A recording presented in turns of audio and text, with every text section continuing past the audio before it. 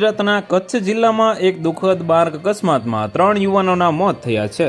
હકીકતમાં મુન્દ્રા અંજાર રાષ્ટ્રીય ધોરીમાર્ગ પર ખેડોઈ ગામ નજીક એક ટ્રેલરનું કન્ટેનર અચાનક રસ્તા પર પડી ગયું હતું। તે જ સમયે હાઈવે પરથી પસાર થતી એક એક્ટિવા સ્કૂટર તેની નીચે આવી ગઈ હતી। કન્ટેનરની ટક્કરથી એક્ટિવા પર સવાર 3 યુવાનોના ઘટના સ્થળે જ મોત થયા હતા।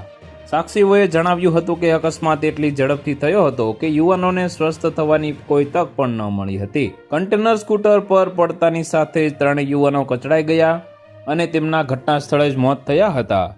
અકસ્માત એટલો ભયાનક હતો કે રસ્તા પર લોહી છલકાઈ ગયું અને શરીરના ભાગો વેરવિખેર થઈ ગયા હતા। નજીકમાં હાજર લોકોએ તાત્કાલિક પોલીસ અને એમ્બ્યુલન્સને જાણ કરી હતી। સ્થાનિક પોલીસ ટીમ ઘટના સ્થળે પહોંચી અને મૃતદેહોને બહાર કાઢીને અંજારની સરકારી હોસ્પિટલમાં પોસ્ટમોર્ટમ માટે મોકલવામાં આવ્યા છે। હાલમાં મૃતકોની ઓળખ કરવામાં આવી રહી છે અને તેમના પરિવારજનોને જાણ કરવામાં આવી રહી છે।